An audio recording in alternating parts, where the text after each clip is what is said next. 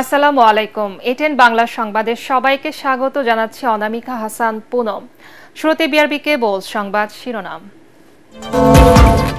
মেয়রের শপথের দাবিতে কাকরাইল অবরোধ, উপদেষ্টা আসিফ মাহমুদ ও মাহফুজের পদত্যাগ দাবি ইশরাকের, ইসির গ্যাজেট স্থগিত চেয়ে রিটের আদেশ কাল। নির্বাচন কমিশন পুনর্গঠনের দাবি এনসিপির, আইন অর্থ ও পরিকল্পনা উপদেষ্টার বিরুদ্ধে পক্ষপাতিত্বের অভিযোগ। আগে জাতীয় নাকি স্থানীয় নির্বাচন সিদ্ধান্ত সরকারের, বলছে ইসি। মানবিক করিডোর নিয়ে কারো সাথে কথা বলেনি সরকার, বলবেও না নিরাপত্তা উপদেষ্টা। রাখাইনের বর্তমান পরিস্থিতি রোহিঙ্গা প্রত্যাবাসনের অনুকূল নয়। অতীত ভুলে নতুন উদ্যমে র্যাবকে কাজ করার নির্দেশ স্বরাষ্ট্র উপদেষ্টার। মব কালচার বন্ধে কঠোর হবে পুলিশ, সংবাদ সম্মেলনে ডিএমপির মুখপাত্র। এবং ২৮ মের মধ্যে শ্রমিকদের পাওনা পরিশোধ না করলে মালিকদের বিরুদ্ধে ব্যবস্থা, হুঁশিয়ারি শ্রম উপদেষ্টার। কাউকে ছাড় নয়।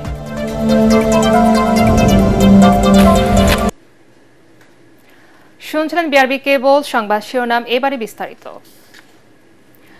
ইশরাক হোসেনকে মেয়র হিসেবে শপথ পড়ানোর দাবিতে আজ রাজধানীর ৩টি মোড়ে অবস্থান নিয়ে বিক্ষোভ করেছেন তার সমর্থকরা। ইসির গ্যাজেট প্রকাশের পরও দায়িত্ব বুঝিয়ে দিতে গড়িমসি করায় স্থানীয় সরকার উপদেষ্টার পদত্যাগ চেয়েছেন তারা। কাকরাইল মোড়, মৎস্য ভবন ও হাইকোর্টের সামনে অবস্থান নিয়ে আন্দোলনকারীদের বিক্ষোভের কারণে ওই এলাকায় যান চলাচল বন্ধ হয়ে যায়। এদিকে নগর ভবনের সর্বস্তরের কর্মচারীদের কর্মবিরতির কারণে বন্ধ রয়েছে সব ধরনের নাগরিক সেবা। বিস্তারিত তরিক ইসলামের প্রতিবেদনে। বিএনপি নেতা ইশরাক হোসেনকে ঢাকা দক্ষিণ সিটি কর্পোরেশনের মেয়রের দায়িত্ব বুঝিয়ে দিতে তার সমর্থকদের আন্দোলন গড়িয়েছে সপ্তম দিনে। তবে বুধবার নগর ভবনের পরিবর্তে হাইকোর্ট, মৎস্য ভবন ও কাকরাইল মোড়ে খণ্ড খণ্ডভাবে অবস্থান নেন শত শত কর্মী সমর্থক। প্রধান উপদেষ্টার বাসভবন যমুনার অভিমুখে কাকরাইলে পুলিশের ব্যারিকেডের সামনে অবস্থান নেয় আন্দোলনকারীরা। এতে বন্ধ হয়ে যায় যান চলাচল। এ সময় অবিলম্বে ইশরাককে শপথ পড়ানোর দাবি জানান তারা। ইশরাক হোসেনকে আদালত থেকে রায় দিয়েছে, তাকে মেয়র হিসেবে ঘোষণা করা হয়েছে। সে তার জায়গায় বসবে, সিটে বসবে, এটা স্বাভাবিক।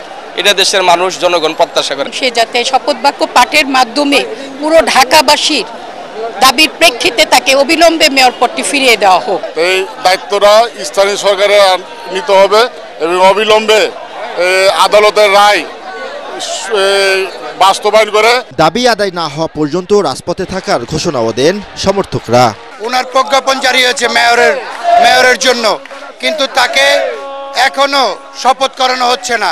এটার প্রতিবাদে ঢাকাবাসী রাজপথে নেমে এসেছে। স্থানীয় সরকার উপদেষ্টা তিনি তালবাহানা করছেন।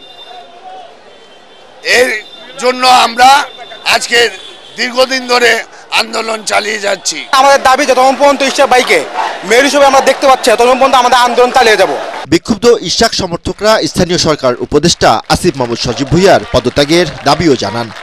ঢাকাবাসীর এই আন্দোলনের সাথে সংহতি জানিয়েছে ডিএসসিসির কর্মচারী সমিতি। এতে বন্ধ রয়েছে সব ধরনের নাগরিক সেবা।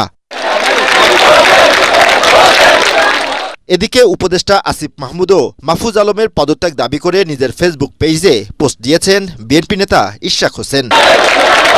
তরিক ইসলাম, এটিএন বাংলা, ঢাকা। দর্শক, এই মুহূর্তে কাকরাইলে আছেন আমাদের সহকর্মী মাঝারুল হক মুহাজির। আমরা সরাসরি চলে যাচ্ছি তার কাছে। মুহাজির, ইশরাক সমর্থকরা তো এখন কাকরাইলে অবস্থান নিয়েছে, তারা এখন কি ধরনের কর্মসূচি পালন করছেন আমাদেরকে জানান আপনি। পুনম, আপনি জানেন যে ইশরাক সমর্থকরা তাদের যে আন্দোলন সেটি কিন্তু আর নগর ভবনের সামনেই সীমাবদ্ধ নয়। তাদের সেই আন্দোলন দিনভর যমুনার সামনে ছিল, মৎস্য ভবন এলাকায় ছিল, কাকরাইল মোড়ে ছিল। আমি যদি আপনাদেরকে এখন দেখাই যে দিন গড়িয়ে সন্ধ্যা, তারাও কিন্তু তাদের এই অবস্থান, তাদের এই কর্মসূচি যেটি ছিল সেটি পালন করছে কাকরাইল মোড়ে। এবং সকলের অপেক্ষা এখন শুধুমাত্র তাদের প্রিয় নেতা ইশরাক হোসেনের জন্য। এবং আমরা যতদূর জানতে পেরেছি আর কিছুক্ষণের মধ্যেই ইশরাক হোসেন এই আন্দোলনের সংহতি প্রকাশ করতে কাকরাইল মোড়ে আসবেন এবং তার যারা সমর্থক রয়েছেন তাদের সাথে সংহতি প্রকাশ করবেন। আপনারা দেখতে পাচ্ছেন যে এখানে তার কর্মী সমর্থক যারা রয়েছেন তারা কিন্তু বসে আছেন পুরো কাকরাইল মোড় অবরোধ করে, যে জায়গাতে আসলে আমরা দেখতে পেয়েছি যে আজ দিনভর যে যানজটের দেখা আমরা পেয়েছি তার কিন্তু একটা অন্যতম উপলক্ষ এই আন্দোলন। তার যে আসার কথা ছিল এটা কিন্তু ফেসবুকের মাধ্যমে তিনি জানিয়েছেন এবং সেটা কিন্তু তারা এখানে যারা রয়েছেন তাদের সমর্থকরা হোসেন আসলে তাদের আন্দোলন আরো সক্রিয় হবে এবং তাদের যে দীর্ঘদিনের দাবি সেই দাবি এগিয়ে যাবে, এমনটাই আমাদেরকে জানিয়েছেন। পুনম, এখন পর্যন্ত এই ছিল আমার কাছ থেকে সবশেষ তথ্য। মহাজির, আপনাকে ধন্যবাদ। দর্শক, আমরা সরাসরি কথা বলছিলাম আমাদের সহকর্মী মহাজিরের সঙ্গে। বিএনপি নেতা ইশরাক হোসেনকে ঢাকা দক্ষিণ সিটি কর্পোরেশনের মেয়র ঘোষণা করে নির্বাচন কমিশনের গ্যাজেটের কার্যক্রম স্থগিত চেয়ে করা রিটের বিষয়ে আদেশ দেওয়া হবে আগামীকাল। বিচারপতি আকরাম হোসেন চৌধুরী ও বিচারপতি দেবাশিস রায় চৌধুরীর দ্বৈত বেঞ্চ আদেশের জন্য এদিন ঠিক করেন। আরও জানাচ্ছেন হুমায়ুন চিশতি।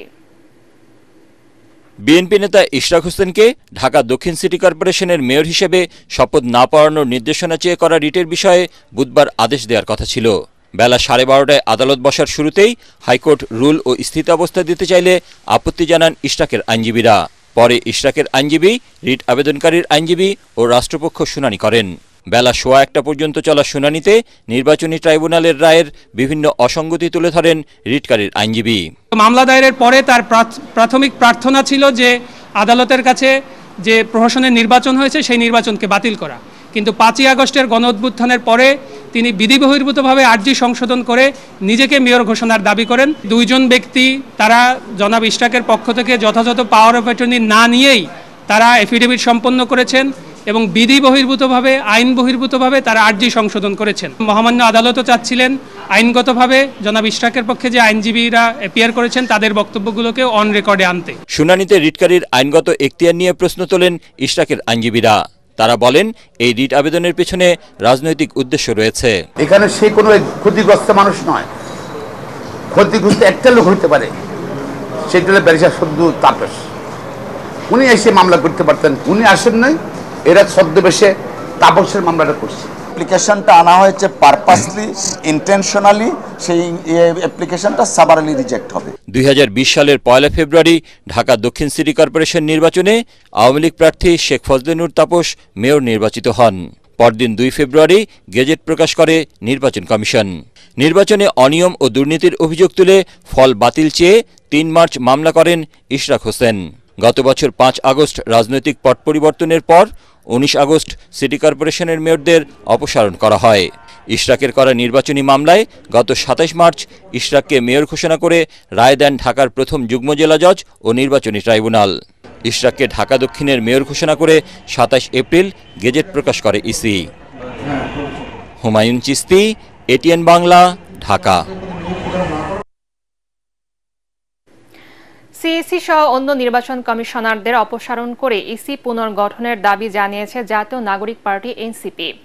সংস্কার কমিশনের সুপারিশের আগে ফ্যাসিবাদী কায়দায় গঠিত নির্বাচন কমিশন একটি দলের পক্ষে কাজ করে নিরপেক্ষতা হারিয়েছে বলে অভিযোগ দলটির। এ সময় সরকারের আইন, অর্থ ও পরিকল্পনা এই 3 উপদেষ্টাকে বিএনপির মুখপাত্র বলেও দাবি করেন এনসিপির মুখ্য সমন্বয়ক। তবে ইসি বলছে আগে স্থানীয় নাকি জাতীয় নির্বাচন হবে সে সিদ্ধান্ত নেবে সরকার, নির্বাচন কমিশন নয়। মিজান শাহজাহানের রিপোর্ট। নির্বাচন কমিশন পুনর্গঠন ও নতুন কমিশনের অধীনে আগে স্থানীয় সরকার নির্বাচনের দাবিতে সকাল থেকে নির্বাচন কমিশনের সামনে বিক্ষোভ করে এনসিপির ঢাকা মহানগর শাখার নেতাকর্মীরা। দুপুর 1টার দিকে পুলিশের ব্যারিকেড ভেঙে মূল ফটক দিয়ে কমিশন কার্যালয়ে প্রবেশের চেষ্টা করে আন্দোলনকারীরা। পুলিশের বাধার মুখে ভেতরে প্রবেশ করতে না পেরে প্রধান ফটকের সামনে বসে সমাবেশ করে এনসিপি। এ সময় দলটির মুখ্য সমন্বয়ক নাসির উদ্দিন পাটোয়ারি অভিযোগ করেন সরকারের কয়েকজন উপদেষ্টা বিএনপির মুখপাত্র হিসেবে কাজ করছে। অতি দ্রুত গতিতে ইলেকশন কমিশনারদের পদত্যাগ না করে তাহলে আমরা উপদেষ্টার মধ্যে যারা বিএনপির মুখপাত্র হিসেবে কাজ করছে, বাংলাদেশের এডুকেশন সেক্টরকে ডুবিয়ে দেওয়ার জন্য ওয়াহিদুদ্দিন ভাই কাজ করছেন, বাংলাদেশের ফাইন্যান্সিয়াল সেক্টরকে ডুবিয়ে দেওয়ার জন্য সালাউদ্দিন ভাই কাজ করছেন, বাংলাদেশের আইন মন্ত্রণালয় ডুবিয়ে দেওয়ার জন্য আসিফ নজরুল কাজ করছেন, তাহলে আমরা বড় কর্মসূচি নিয়ে তাদেরকে পদত্যাগ করাতে বাধ্য হব। সংস্কার কমিশনের সুপারিশের আগেই ফেসিবাদী কায়দায় ইসি গঠন করারও প্রতিবাদ জানানো হয়। তারা বলেন, ইশরাক হোসেনকে মেয়র ঘোষণা করে ট্রাইব্যুনালে দেয়া রায়ের বিরুদ্ধে আপিল না করে উল্টো গেজেট প্রকাশ করে কমিশন শপথ ভঙ্গের মাধ্যমে সাংবিধানিক পদে থাকার অধিকার হারিয়েছে। স্থানীয় সরকারগুলোকে কলুষিত করতে চায়, এটা বাংলাদেশে বারবারই হয়ে আসছে। বিএনপি মুখে বলে গণতন্ত্র, কিন্তু অন্তরে তাদের ফ্যাসিস্ট মনোভাব। এনসিপি যখন বাইরে বিক্ষোভ করছিল তখন ইসিতে পঞ্চম কমিশন বৈঠক চলছিল। বৈঠক শেষে নির্বাচন কমিশনার আবুল ফজল মোহাম্মদ সানাউল্লাহ বলেন, ইসি পুনর্গঠনের বিষয়টি রাজনৈতিক হওয়ায় তা নিয়ে মন্তব্য নেই, তবে সম্পূর্ণ নিরপেক্ষভাবে কাজ করে যাচ্ছে নির্বাচন কমিশন। স্বাধীনতার পর থেকে আজ পর্যন্ত আমরা ফাইল ঘেটে দেখার চেষ্টা করেছি যে কখনো নির্বাচন কমিশন স্বপ্রণোদিত হয়ে পক্ষভুক্ত হয়েছে কিনা বা আপিল করেছে কিনা, আমরা এমন কোনো নজির পাই নাই। এদিনের মতো বিক্ষোভ সমাবেশ স্থগিত করলেও সিএসি সহ অন্য কমিশনাররা পদত্যাগ না করলে কঠোর কর্মসূচি দেওয়ার ঘোষণা দেয় NCP. Mizan Shahjahan, ATN Bangla, Dhaka. NCP নির্বাচন কমিশন ঘেরাও কর্মসূচির উদ্দেশ্য নিয়ে প্রশ্ন তুলেছেন বিএনপি চেয়ারপারসনের উপদেষ্টা জয়নুল আবদিন ফারুক। জাতীয় প্রেস ক্লাবে আলোচনা সভায় তিনি দাবি করেন, নির্বাচন কমিশন এখনো আস্থা হারানোর মতো কোনো কাজ করেনি। জনগণের ভোটে নির্বাচিত সরকার ছাড়া দেশের চলমান বিশৃঙ্খলা নিয়ন্ত্রণ করা সম্ভব হবে না বলে দাবি করেন জয়নুল আবদিন ফারুক। এ সময় দ্রুত জাতীয় নির্বাচনের রোড ম্যাপ ঘোষণা করতে অন্তর্বর্তী সরকারের প্রতি আহ্বান জানান বিএনপির এই নেতা। যে নির্বাচন কমিশন ঠিক একটি নির্বাচনের প্রস্তুতি গ্রহণ করছে, যার কোনো সমালোচনা ইতিমধ্যে হয়নি, যাকে নিয়ে কোনো কথা ইতিমধ্যে হয়নি, তাকে নিয়ে আজকে কেন, কি কারণে, কার ইঙ্গিতে, কোন প্রেতাত্মার সহযোগিতায় নির্বাচন কমিশনের সঙ্গে বিক্ষোভ করতে যাচ্ছে? দাবি কি আপনার সংস্কারের আগে আপনাকে নিয়োগ দেওয়া হয়েছে? তাহলে তো আপনারাই ইউনুসকে মানেন না, আপনারাই তো ইউনুসের কথা শোনেন না। মিয়ানমার সীমান্তে করিডোর নিয়ে সরকারের সাথে কারো কোনো আলোচনা হয়নি। এ নিয়ে কোনো পক্ষের সাথে বাংলাদেশ আলোচনা করবেও না, এ তথ্য জানিয়ে জাতীয় নিরাপত্তা উপদেষ্টা খলিলুর রহমান অভিযোগ করেন, প্রতিবেশী দেশের সংবাদ মাধ্যম করিডোরের প্রসঙ্গটি সবার আগে সামনে এনেছিল। ফরেন সার্ভিস একাডেমিতে সংবাদ সম্মেলনে তিনি এও জানান, মিয়ানমার আরাকান আর্মি সহ সংশ্লিষ্ট সবার সম্মতিতে রাখাইনে ত্রাণ পৌঁছানোর বিষয়টি বিবেচনা করবে সরকার। বিস্তারিত জানাচ্ছেন ইকরামুল হক সায়েম। মিয়ানমারের রাখাইন প্রদেশে অভ্যন্তরীণ দ্বন্দ্ব সংঘাতের মধ্যে রোহিঙ্গা ইস্যুর পাশাপাশি নতুন করে আলোচনা তৈরি হয় করিডোর প্রসঙ্গ নিয়ে। রাখাইনে ত্রাণ সামগ্রী পৌঁছাতে সরকার সীমান্তে মানবিক করিডোর দেওয়ার বিষয়ে নীতিগতভাবে সম্মত বলে জানিয়েছিলেন পররাষ্ট্র উপদেষ্টা তৌহিদ হোসেন। এ নিয়ে দেখা দেয় তুমুল বিতর্ক, বিরোধিতা করে রাজনৈতিক দলগুলো। করিডোর ইস্যুতে সরকারের অবস্থান স্পষ্ট করতে বুধবার ফরেন সার্ভিস একাডেমিতে সংবাদ সম্মেলন করেন জাতীয় নিরাপত্তা উপদেষ্টা খলিলুর রহমান। ফরেন অ্যাডভাইজারের সঙ্গে আমার তো রোজ কথা হয়, উনি করিডোর শব্দটা ব্যবহার করেই কিন্তু নিজেকে কারেক্ট করেছিলেন, পাথওয়ে বলেছেন। উনি that was a slip of tongue. করিডোরের প্রচলনে কিন্তু বাংলাদেশ থেকে ওঠেনি, এইটা উঠেছে প্রতিবেশী দেশের একটি নিউজ পোর্টাল থেকে। তবে করিডোর দেওয়ার বিষয়ে আলোচনা না হলেও রাখাইনে ত্রাণ সামগ্রী পৌঁছাতে বাংলাদেশের সীমান্ত ব্যবহারে জাতিসংঘ আহ্বান জানিয়েছে বলেও স্পষ্ট করেন নিরাপত্তা উপদেষ্টা। করিডোর নিয়ে কারো সঙ্গে কোনো ধরনের কথা বলি নাই এবং আমরা বলবো না। আরাকানের যে অবস্থা তাতে করিডোরের কোনো প্রয়োজন নাই। আমরা এই কোনো করিডোর সৃষ্টি করে সেখানে কোনো ধরনের লোকজনের আপনার যাতায়াতের ব্যবস্থা সেটা করার কোনো এখন প্রয়োজনীয়তা নাই। যে প্রয়োজনীয়তা আছে সেটা হচ্ছে সেখানে ত্রাণ সম্ভার পৌঁছে দেওয়া। তিনি জানান, রাখাইনের অভ্যন্তরীণ সংকট দূর না হলে রোহিঙ্গা প্রত্যাবাসন দূরের কথা, বরং নতুন শরণার্থী বাংলাদেশে প্রবেশের আশঙ্কা রয়েছে। আমাদের একটা আশঙ্কা হচ্ছে এই অবস্থাতে খাবার না পেয়ে, ওষুধ না পেয়ে লোকজন চলে আসতে পারে, বিশেষ করে রোহিঙ্গারা যারা সবচেয়ে ভালনারেবল অবস্থায় আছেন, তাদেরই আবার চলে আসার প্রবণতা বেশি হতে পারে। অভ্যন্তরীণ পরিস্থিতি উন্নতি হলে রোহিঙ্গা প্রত্যাবাসনে মিয়ানমার সরকারের পাশাপাশি আরাকান আর্মিও ইতিবাচক বলে জানান নিরাপত্তা উপদেষ্টা। ইকরামুল হক সায়েম, এটিএন বাংলা, ঢাকা। দুর্নীতির মামলায় ৩ বছরের সাজার বিরুদ্ধে বিএনপির ভারপ্রাপ্ত চেয়ারম্যান তারেক রহমানের স্ত্রী ডাক্তার জোবাইদা রহমানের আপিলের শুনানি আগামীকাল ধার্য করেছেন হাইকোর্ট। এর আগে গত ১৩ মে হাইকোর্টের সংশ্লিষ্ট শাখায় এ নিয়ে আপিল করেন ডাক্তার জোবাইদা। ২০২৩ সালের আগস্টে জানা আয়ের বাইরের সম্পদ অর্জনের মামলায় বিএনপির ভারপ্রাপ্ত চেয়ারম্যান তারেক রহমানকে ৯ বছর ও তার স্ত্রী ডাক্তার জোবাইদা রহমানের ৩ বছরের কারাদণ্ড দেয় বিচারিক আদালত। পরে ২০২৪ সালের ৫ আগস্টের পর আপিলের শর্তে জোবাইদা রহমানের সাজা স্থগিত করে সরকার। এ নিয়ে ডাক্তার জোবাইদা রহমান আপিল করলে ২২ মে শুনানির দিন ঠিক করেন হাইকোর্ট।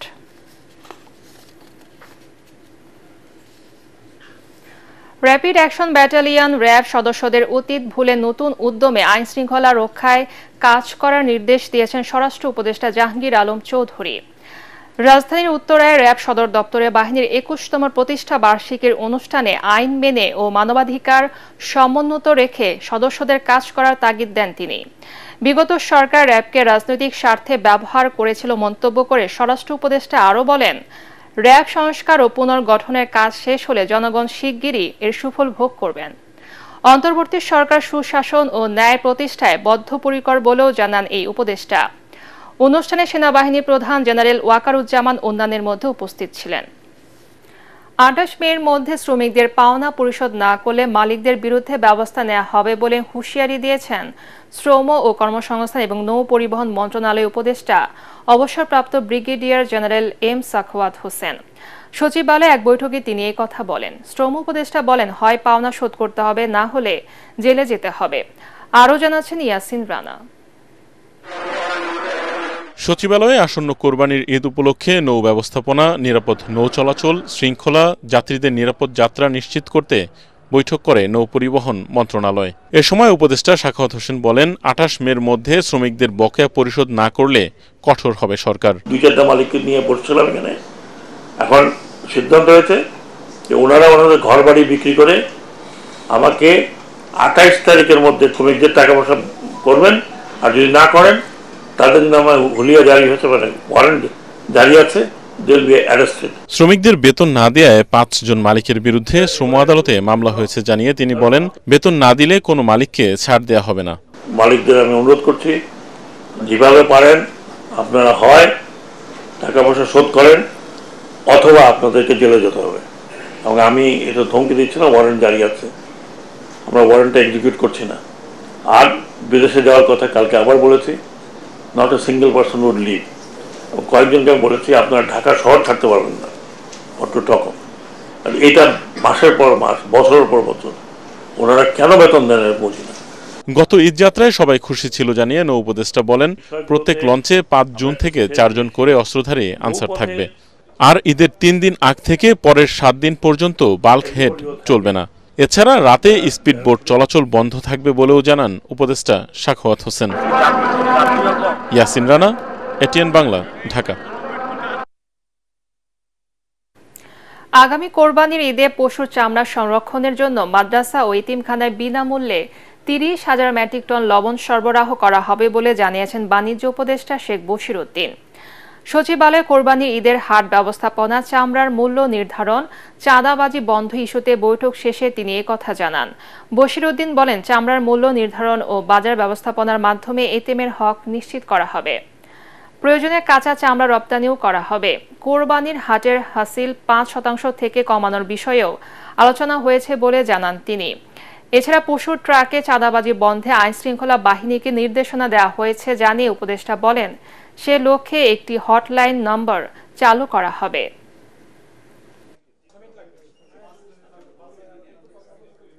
সরকার সিদ্ধান্ত নিয়েছে যে মাদ্রাসা এবং এতিমখানাগুলোতে ৩০,০০০ টনের অধিক আমরা লবণ সরবরাহ করব এবং আমরা মূল্য নিশ্চিতকরণের উদ্দেশ্যে যদি মনে হয় যে কাঁচা চামড়া সরাসরি রপ্তানি করে দেওয়ারও যদি প্রয়োজন হয় আমরা করে দিব। প্রধান উপদেষ্টার আগ্রহ যে উনি চান আমরা যে এতিমের হক এটার জন্য তারা উপযুক্ত নির্দিষ্ট মূল্য পায়।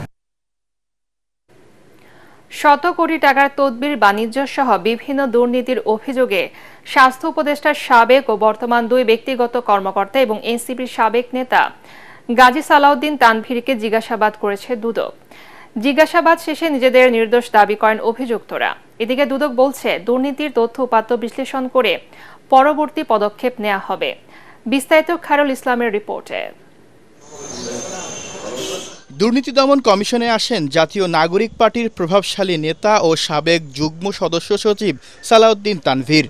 সাবেক এই নেতার বিরুদ্ধে এনসিটিভিতে কাগজ সরবরাহে কোটি টাকার কমিশন, ঘুষ, জেলা প্রশাসক নিয়োগ সহ বিভিন্ন মন্ত্রণালয়ের তবদির বাণিজ্যের মাধ্যমে কোটি কোটি টাকার অবৈধ সম্পদ অর্জনের অভিযোগ উঠেছে। দুদকের জিজ্ঞাসাবাদ শেষে সাংবাদিকদের কাছে নিজেকে নির্দোষ দাবি করেন সালাউদ্দিন তানভীর। 110 কোটি টাকার কাগজে 400 কোটি টাকা কমিশন বাণিজ্য হয় কিভাবে? আবার কিছুদিন আগে আরেকটা রিপোর্ট হয়েছে 28 কোটি টাকার। সেই রিপোর্টের মধ্যে স্বাভাবিকভাবে বাংলাদেশের যে কোনো অঙ্ক জানা ব্যক্তি যদি ওই জায়গাতে হিসাব করে এবং যে তথ্যগুলো ওখানে লেখা হয়েছে সেটাও যে একটা ভুলভাল তথ্য দিয়ে ভরা, এটা একদমই দেখা যাচ্ছে। চিকিৎসক বদলি, তদবির ও টেন্ডার বাণিজ্যের মাধ্যমে শত কোটি টাকার অবৈধ সম্পদ অর্জনের অভিযোগে জিজ্ঞাসাবাদ করা হয় স্বাস্থ্য উপদেষ্টার সাবেক ও বর্তমান ব্যক্তিগত দুই কর্মকর্তা তুহিন ফারাবী ও মাহমুদুল হাসানকে। তুহিন ফারাবী গণমাধ্যমকে এড়িয়ে গেলেও মাহমুদুল হাসান জানান অভিযোগ ভিত্তিহীন। আমার যে বিষয়গুলো নিয়ে অভিযোগ এসছে আপনারা তার প্রমাণ খোঁজার চেষ্টা করবেন, বা যদি কোনো দিক থেকে কোনো সহায়তা লাগে আমি সবসময় আপনাকে সহায়তা করতে রাজি আছি। বাট আমার দিক থেকে আমি এটাকে অসত্য এবং মিথ্যা বলে আমি দাবি করছি আমার পক্ষ থেকে। দুদক বলছে দুর্নীতির অভিযোগ ও অভিযুক্তদের বক্তব্য বিশ্লেষণ করে পরবর্তী পদক্ষেপ নেওয়া হবে।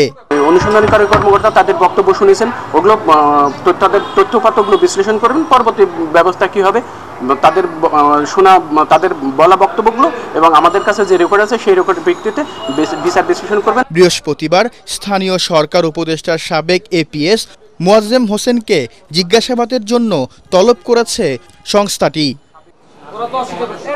খায়রুল ইসলাম, এটিএন বাংলা, ঢাকা। শিক্ষা ও স্বাস্থ্য খাতে প্রতিনিয়ত বাজেট বরাদ্দ কমছে বলে জানিয়েছেন সেন্টার ফর পলিসি ডায়ালগ সিপিডির নির্বাহী পরিচালক ফাহমিদা খাতুন। তিনি জানান বাজেটে যে পরিমাণ অর্থ বরাদ্দ থাকে তা ব্যয় করতে না পারার কারণে বিনিয়োগ কমছে। যুব সম্প্রদায় ও সরকারের সংস্কার নিয়ে রাজধানীর চীন মৈত্রী সম্মেলন কেন্দ্রে সিপিডি আয়োজিত সংলাপে এসব কথা বলেন ফাহমিদা খাতুন। এতে জানানো হয় প্রথাগত শিক্ষা ব্যবস্থা দিয়ে কর্মসংস্থান বাড়ানো সম্ভব নয়। প্রযুক্তি নির্ভর ও কারিগরি শিক্ষায় তরুণদের যুক্ত করার পরামর্শ দেন গবেষকরা। অনুষ্ঠানে শ্রম উপদেষ্টা এম সাখাওয়াত হোসেন জানান শুধু বরাদ্দ নয়, বাজেট ব্যবহারের সক্ষমতাও বাড়াতে হবে। তার পাশাপাশি বিনিয়োগের কথা বলেছেন। এই যে দেখেন শিক্ষা এবং স্বাস্থ্য বাজেট সেখানে কমানো হচ্ছে, আমরা বলছি যে এখানে এমনিতেই কম। এইটার ক্ষেত্রে একটা যুক্তি দেওয়া হয় যে বাজেট করলে হলো না, সেটা তো ব্যবহারও করার দরকার। দেখা যায় শিক্ষা, স্বাস্থ্য এই সমস্ত মন্ত্রণালয়গুলি বাজেট ব্যবহারের ক্ষেত্রে পিছিয়ে থাকে এবং পিছিয়ে থাকার কারণে কিন্তু তাদের বাজেটও বাড়ে না। এই বাজেট না বাড়ালে, অর্থাৎ এখানে বিনিয়োগ না বাড়ালে তাহলে কিভাবে আমরা সেটার উৎকর্ষতা সাধন করব? ঈদ উপলক্ষে আজ থেকে শুরু হয়েছে ট্রেনের অগ্রিম টিকিট বিক্রি। পশ্চিমাঞ্চলে চলাচল করা সব আন্তনগর ট্রেনের 31 মের টিকিট বিক্রি কার্যক্রম শুরু হয় সকাল 8টায়।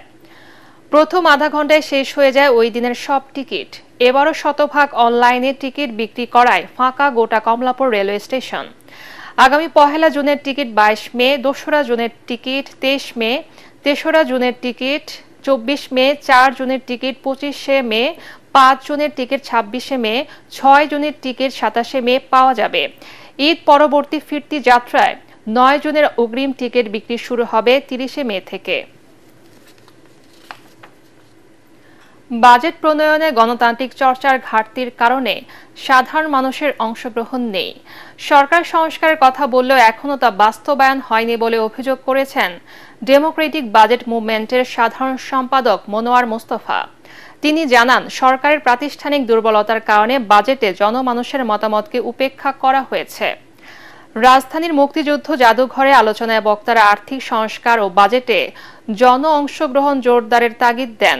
বলেন কোনোভাবেই কৃষিতে ভর্তুকি কমানো যাবে না। গোটা বাজেট প্রক্রিয়ার যে গণতান্ত্রিক ঘাটতি আছে সেই ঘাটতিটা আমরা চিহ্নিত করেছি কয়েকটা জায়গায়। বিশেষ করে এই প্রাতিষ্ঠানিক দুর্বলতার সবচেয়ে বড় গণতান্ত্রিক ঘাটতির জায়গাটা হলো এই বাজেট প্রক্রিয়া জনগণের অংশগ্রহণ নেই। এটা কমপ্লিটলি একটা ব্যুরোক্রেটিক এক্সারসাইজ।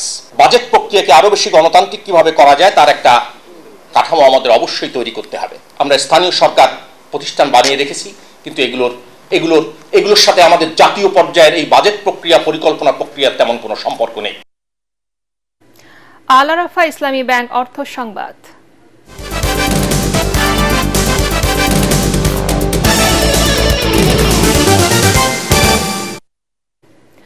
আগামী মাসের মধ্যে 27 থেকে 30 বিলিয়ন রিজার্ভ বাড়ার সম্ভাবনা রয়েছে, যা 40 বিলিয়নে উন্নীত করার প্রচেষ্টা চলছে বলে জানিয়েছেন বাংলাদেশ ব্যাংকের governor doctor Ahsan H Mansur.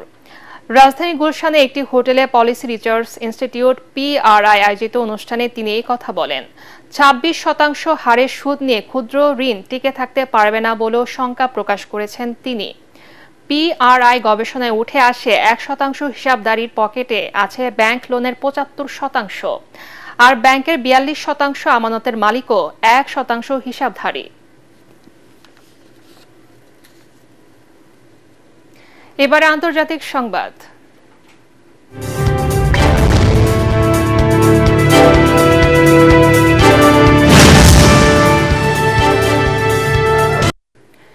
ইরানের পারমাণবিক স্থাপনাগুলোতে হামলার প্রস্তুতি নিচ্ছে ইসরায়েল।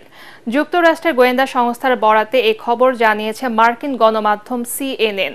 প্রতিবেদনে বলা হয়েছে, বিমান হামলার জন্য গোলাবারুদ সরানো এবং সাম্প্রতিক একটি বিমান মহড়া ইঙ্গিত দেয় ইসরায়েল বড় ধরনের হামলার প্রস্তুতি নিচ্ছে। যদিও এই নিয়ে মার্কিন জাতীয় নিরাপত্তা পরিষদ কিংবা ইসরায়েলের কোনো প্রতিক্রিয়া পাওয়া যায়নি। এদিকে ইরানে ইসরায়েলের সম্ভাব্য হামলার খবর প্রকাশের জেরে বিশ্ববাজারে জ্বালানি তেলের দাম বেড়ে গেছে। ব্যারেল প্রতি ব্রেন্ট ক্রুডের দাম 1.5% বেড়ে $66.35 দাঁড়িয়েছে। ওয়েস্ট টেক্সাস ইন্টারমিডিয়েট 1.6% বেড়ে $62.99 দাঁড়িয়েছে। এবারে খেলার খবর।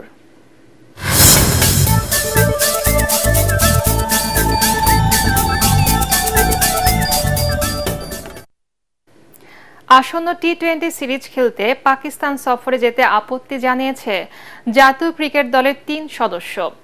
বিষয়টি নিশ্চিত করেছেন ক্রিকেট অপারেশন কমিটির চেয়ারম্যান নাজমুল আবেদিন ফাহিম।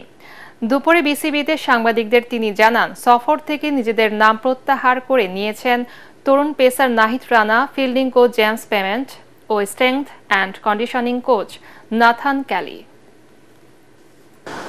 বাকিরা সবাই যাচ্ছে, বাকিরা সবাই যাওয়ার জন্য প্রস্তুত। কিছুটা অস্বস্তি আরো 2-1 মধ্যে ছিল, বাট পরবর্তীতে ডিসাইডেড না, ঠিক আছে, অন্যরা যেমন যাচ্ছে দল, এবং তারা ফিল করেছে না যাওয়াটা বোধহয় ততটাই ডিফিকাল্ট হবে না। তারা তাদের ইনিশিয়াল যে দিয়েছিল সেটা পরিবর্তিত করেছে এবং they're all going now. 3 match সিরিজের শেষ টি-20তে রাতে সংযুক্ত আরব আমিরাতের মুখোমুখি হবে বাংলাদেশ। দ্বিতীয় ম্যাচে অবিশ্বাস্য পরাজয়ে কিছুটা চাপে আছে টাইগাররা। আসন্ন পাকিস্তানের বিপক্ষে সিরিজকে সামনে রেখে প্রস্তুতি নিতে গিয়ে সিরিজ হারের শঙ্কাতেই পড়েছে লিটন দাসের দল। ইনজুরি কাটিয়ে এই ম্যাচে ফিরতে পারেন প্রথম টি-20 সেঞ্চুরিয়ান পারভেজ হোসেন ইমন। দু দলের 5 সাক্ষাতে 4টিতে জয় নিয়ে মাঠ ছাড়ে বাংলাদেশ। শারজায় বাংলাদেশ সময় রাত 9টায় শুরু হবে ম্যাচটি। 37তম জাতীয় বয়সভিত্তিক সাঁতার প্রতিযোগিতার উদ্বোধনী দিনে 24টি ইভেন্টে নিষ্পত্তি হয়েছে। প্রতিযোগিতার প্রথম দিনে একটি নতুন জাতীয় রেকর্ড হয়েছে। বালিকা 15 থেকে 17 বছর বিভাগে 100 মিটার ফ্রিস্টাইলে বিকেএসপির মাইশা আক্তার মিম নতুন রেকর্ড করেন। প্রথম দিনে 17টি স্বর্ণ, সমান রৌপ্য এবং 7টি ব্রোঞ্জ পদক জিতে সবার শীর্ষে আছে বিকেএসপি। একটি করে স্বর্ণ জিতেছে শিলাইদহ, বগুড়া ও ঝিনাইদহ সুইমিং ক্লাব। বিকেলে মিরপুর জাতীয় সুইমিং কমপ্লেক্সে 4 দিনের এই প্রতিযোগিতার উদ্বোধন করেন ফেডারেশনের সহ সভাপতি মিজানুর রহমান মিয়া ভাই। এ সময় সুইমিং ফেডারেশনের সাধারণ সম্পাদক মাহবুবুর রহমান শাহিন সহ অন্যান্য কর্মকর্তারা উপস্থিত ছিলেন।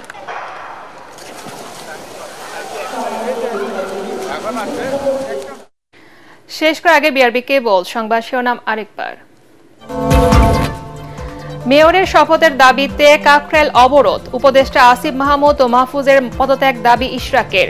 ইসির গ্যাজেট স্থগিত চেয়ে রিটের আদেশ কাল। নির্বাচন কমিশন পুনর্গঠনের দাবি এনসিপির। আইন, অর্থ ও পরিকল্পনা উপদেষ্টার বিরুদ্ধে পক্ষপাতিত্বের অভিযোগ। আগে জাতীয় নাকি স্থানীয় নির্বাচন সিদ্ধান্ত সরকারের, বলছে ইসি। মানবিক করিডোর নিয়ে কারো সাথে কথা বলেনি সরকার, বলবেও না নিরাপত্তা উপদেষ্টা। রাখাইনের বর্তমান পরিস্থিতি রোহিঙ্গা প্রত্যাবাসনের অনুকূল নয়। অতীত ভুলে নতুন উদ্যমে র্যাবকে কাজ করার নির্দেশ স্বরাষ্ট্র উপদেষ্টার। মব কালচার বন্ধে কঠোর হবে পুলিশ, সংবাদ সম্মেলনে ডিএমপির মুখপাত্র। এবং 28 মের মধ্যে শ্রমিকদের পাওনা পরিশোধ না করলে মালিকদের বিরুদ্ধে ব্যবস্থা, হুঁশিয়ারি শ্রম উপদেষ্টার। কাউকে ছাড় নয়। পরবর্তী সংবাদ দেখার আমন্ত্রণ জানিয়ে এখনকার মতো শেষ করছি। ATN বাংলা সংবাদ ইউটিউবে দেখতে ব্রাউজ করে youtube/ATN বাংলা নিউজ। ধন্যবাদ সবাইকে।